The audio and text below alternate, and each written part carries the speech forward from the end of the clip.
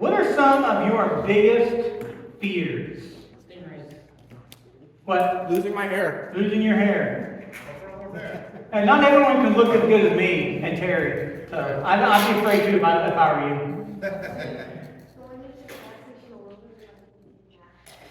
Getting kidnapped from a gas station? I can see that, especially at night. Yeah. And depending on where you're at too. Where else? Anybody else? Clowns. Clowns? Stingrays?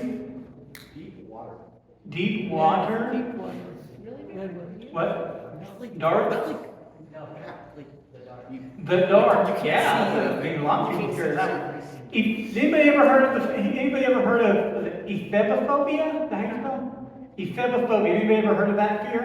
Ephebophobia. Anybody ever heard of that? You know what that fear is?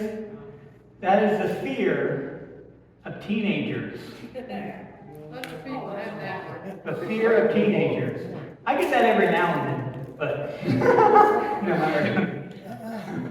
Can you imagine having epiphobia when you're a teenager? I mean, like, that would just be nuts, wouldn't it? So, hey, did you know that studies, boys, did you know that studies show that you are only born with 2 fears? Everything else is learned. You're only born with 2 fears. Anybody know what those 2 fears are? claustrophobia? Claustrophobia? Being alone. Being alone? Fear itself. Of self? Fear itself. Fear itself? What? Blood? Being afraid of blood? Being... What? Dying? Okay. Huh? You're probably the closest. What? Loneliness? No. Death attacks us. So there's only 2 fears. Studies have shown there's 2 fears that you're born with, and that is the fear of falling and the fear of loud noises.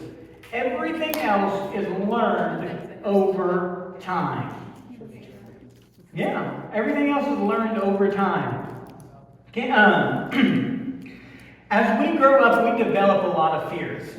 Some people are afraid of dark. Some people are afraid of spiders.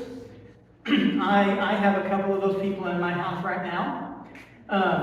Some people are afraid of thunderstorms, especially younger kids are afraid of thunderstorms. We all take on different fears as we grow up, right? We all have different fears, but we have to, it really depends on how we handle those fears in life. Probably I can't really say it's my fear, but one of the things I kind of fear is waking up with a snake in my bed. And the reason I fear that is not, it sounds irrational, like why would you fear that? But I've had that happen to me twice. So it kind of freaks me out a little bit to think about that. All right, so yeah. Did you wake up and think it was a snake? No. Twice. When I was a kid, I went to go get into bed. I pulled my covers off, and luckily I pulled them all the way off because there was a big old fat black snake laying in my bed. What about the second time? Second time, I was laying in bed sound asleep. All right, and I wake up. I felt something right there. You know how you wake up because you feel something? And I see a black line slowly disappearing off the side of my bed. And so listen, all right, I go, honey, wake up. And she's like, why? I said, I think. I said, just get up, go turn the lights on. She's like, no. She's like, what? I said, just do it. She goes, no, tell me what. I said, fine. I think there's a snake. And she flies out of bed and turns the lights on, and there's a king snake curled up at my feet. It was about that long. Not poisonous. It's about that big. No, they're not poisonous. You don't want them in your bed. Not in your bed. So that's why. So there's some fears that you kind of have that are kind of rational. Like that's kind of it seems irrational, but it really is because it's happened to me twice. Then there's other fears that are like that's never gonna happen. Like I don't know. I can't think of anything on the top of my head right now, but there's fears that like why are you afraid of that? Like teenagers. Why be afraid of teenagers? I don't know. I mean, I can kind of get that, I guess, a little bit. But that TV show where she was afraid that she was gonna get bit by a crocodile under the table. yes, we were watching a TV show the other day, and her fear was that she was going to get bit by a crocodile underneath the table at a fancy restaurant. And so she was on this date, her first date with this guy, and he tried to play footsie with her, and she freaked out. It was pretty funny. So there are some fears that are like, I don't know about that. But so anyway, we all develop fears, and today we're going to talk about four fears that we want to talk about. Some common fears in life. First of all, one, the fear of loss. We've all felt we fear of loss. This is a fear of losing something that is important to you. Maybe it's the fear of losing control, losing someone you love, a friend, an item. The fear of losing something. Has anybody ever suffered with that fear of loss, being afraid of losing something or someone? Yeah, I mean, most people have that fear. It may not be a crippling fear that stops you in your tracks, but it's something like, oh, I don't want that to happen type of a fear. The second fear is the fear of failure. The fear of failure. We want to do good. We want to succeed. We are, but sometimes we are afraid that what we want to do just won't work out. That's why so many people never pursue. Some people never pursue their dreams, not because they can't do something, but because they're just too afraid to fail at it. So they surrender to that fear, and they allow that fear to keep them from succeeding in life. Has anybody ever felt the fear of failure before? Anybody ever been struggled with that? Like, I'm afraid I'm going to fail. I'm afraid I'm going to mess up. Most people have that fear. They struggle with that. Fear of rejection. We want to fit in. We want to be liked. We want to be needed. Even if you say you don't, you do. Everybody subconsciously wants people to like them in some way, shape, or form. We're sometimes afraid that not everyone is going to like us. So whenever you suffer from this fear of rejection, you do two things. One of two things. You will either go out of your way to make somebody like you. You're going to be their best friend. You're going to get them. You're going to buy them things. You're going to do things for them. You're going to do anything you can to get that person like you. Or you're going to go the other route and just kind of seclude yourself.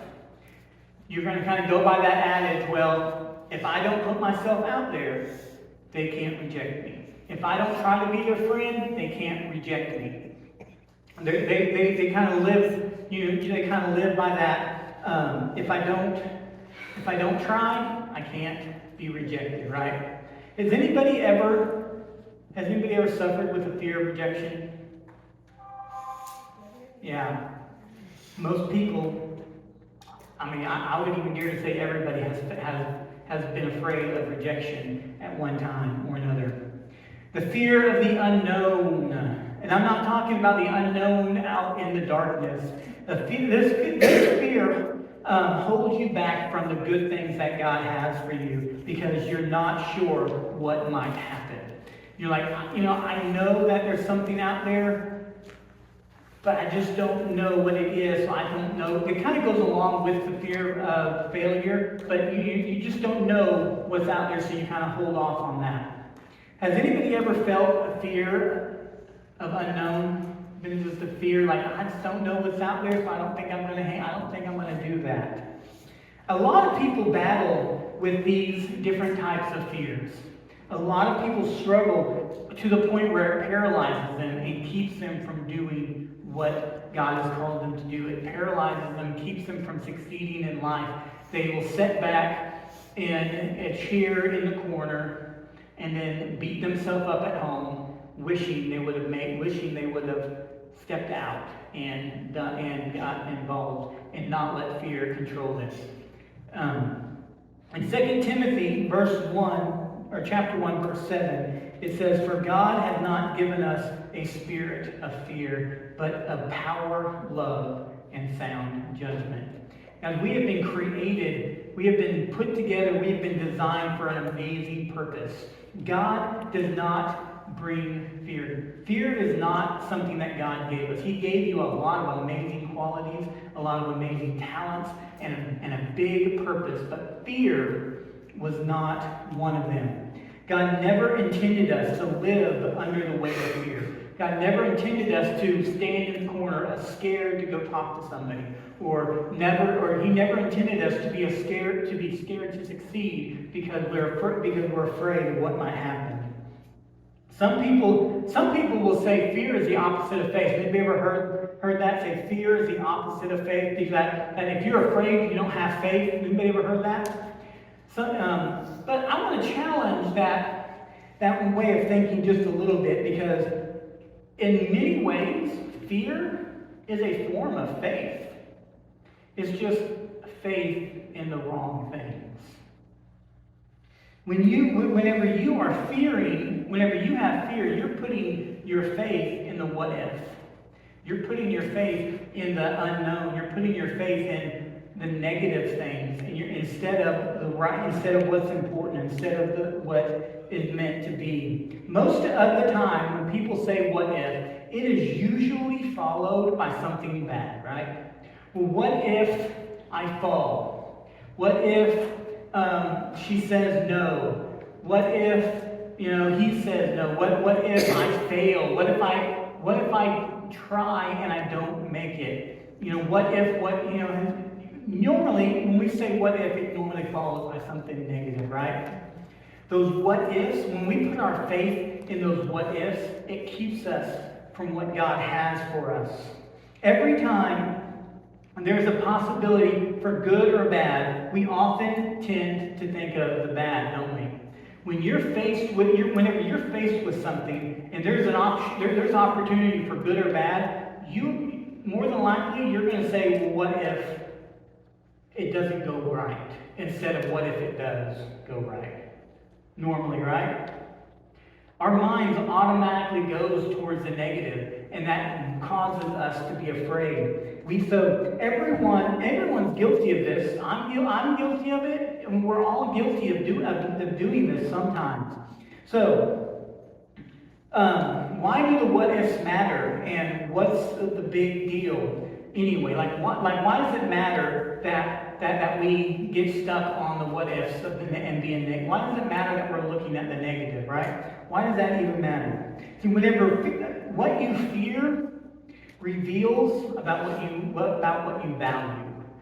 What you fear reveals what you value. For example, if you fear losing a friendship, it shows that you really value that friendship, right?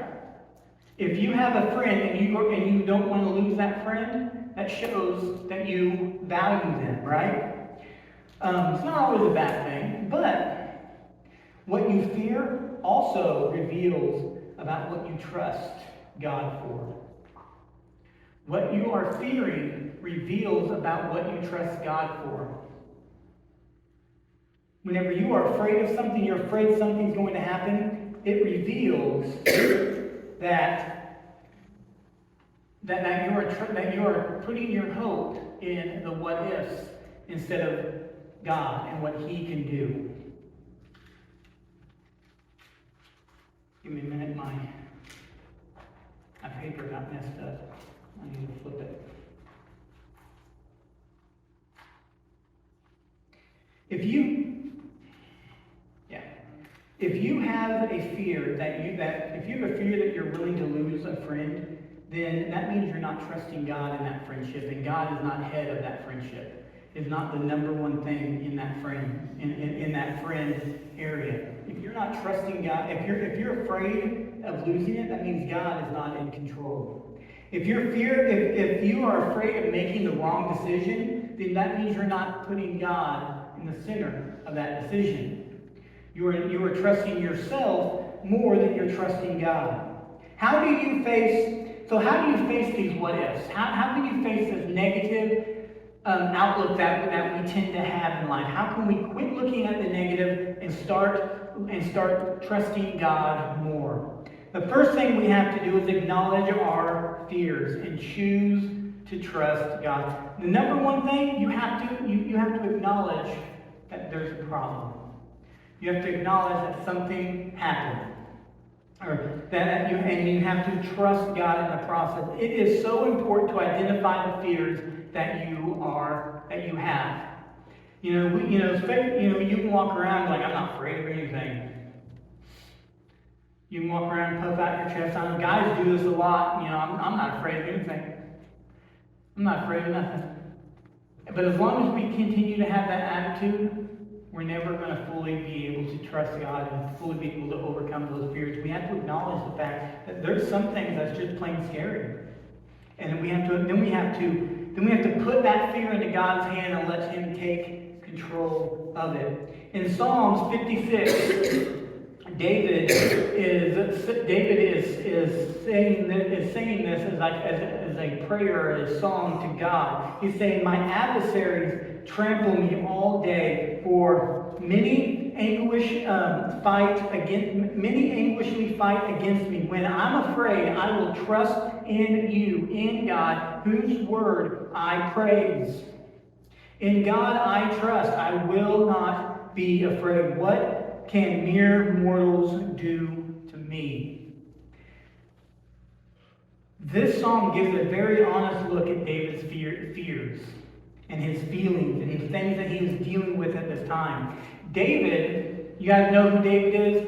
King David fought Goliath. And this was after he fought Goliath, so he had done some crazy stuff already. But David, in the Old Testament, he was anointed the future king of Israel. Now, this didn't sit well with the king at the time, and through several different events, King Saul at the time, decided he was going to kill David because he was upset at him. Saul sent out his soldiers to hunt David down and kill him. David was fleeing for his life, hiding in caves, being hunted. David was being hunted by men who knew how to hunt and kill people. And he said this, "When I'm afraid, I will trust you. God, I will trust you." In the midst of the scariest time of David's life, he cried out and said, "God, I'm going to trust you in my fears." David puts his faith and trust in God and believes that God would see him through that fear. He knew that even though he didn't know how it was going to work out, he didn't know how he was going to get through this, he trusted God in that. See, we can do the same thing. We can have that same kind of trust and same kind of faith. When we stop putting our faith in ourselves and things of this world and start putting our faith in God, first we have to admit that we are afraid and that we can't do it without God. And then we have to make the choice to trust God. And it is a everyday, every moment choice to trust God. Every day, every moment, trusting that God is going to protect us, He is going to bring us through, and He is going to be there and when we are scared and in our darkest, scariest times. After you acknowledge your fears and choose to trust God, you'll need to seek God. Seek after Him. And not just when things are hard, but every day seek after God. Seeking Him every day, over and over again, until He takes those fears away. That means getting in God's Word, reading it, studying it, praying, taking time and praying, and then being quiet and letting God talk to you. In Psalms 34, verse 4, it says, "I sought the Lord, and He answered me, and rescued me from all my fears." David says that God rescued him from all of his fears. When you call out to God, He will be there, and He can and will deliver you from those fears. The key is you have to be willing to let them go. It's kind of like, especially whenever you're really young. You guys are probably too old and brave now, but whenever you're really young, I remember whenever my kids were really young, they were scared. There's times like they were hanging off of a really tall thing and they're scared to death, and I'm right here, I'm like holding on to them, I'm like, just let go, and I'll pull you down, but they were so scared they refused to let go of that ledge. But if they would have just let go of that thing that was scaring them, then their dad would have had them, and all that fear would have been gone. Sometimes we do that in our life. We hold on to those fears. We say, God, help me. But then we hold on to those fears because we're too, sometimes those fears can be comfortable for us, or can't they? Just like that ledge, we know I'm holding on to that ledge, I'm not going anywhere. Sometimes we hold on to those fears because we're used to it. It's comfortable. We're praying God take it away from us, but at the same time, like, wait, I'm used to it. And we have to be willing to let God take those fears from us. And one thing you can do when you feel afraid, when you feel fear creeping in, close your eyes and remind yourself that God is in charge of all things. Sometimes you just got to close your eyes and jump. Just close your eyes and jump. One time, Samantha, we got a phone call from Samantha's daycare whenever she was like, I don't know, like 4. She was really young. And it's like, just so you know, she's fine, but her and her friend decided they were going to jump off the jungle gym, and she busted her lip open. And so she still has a scar, you can see it on her bottom lip. So sometimes that's what we have to do. We need to make sure God is there to catch us, unlike Samantha did. But sometimes we just gotta take the leap, jump. Just jump and say, God, catch me. I'm trusting you with all of my fears. Just catch me. And God is going to be there to catch you every single time. God knows all about us. He knows our situation, and He knows the plans that are have for you in the future. He knows everything about you, everything that you're going to be going through, and He wants you to call on Him so He can bring you through that. God can and will bring you peace. That's why Jesus came, is to bring you peace, to bring you freedom from death, from sin, to bring you into a new glorious life. But you've got to trust Him. You've got to trust Him with everything, especially your fears. Because He's the only one that can take them away.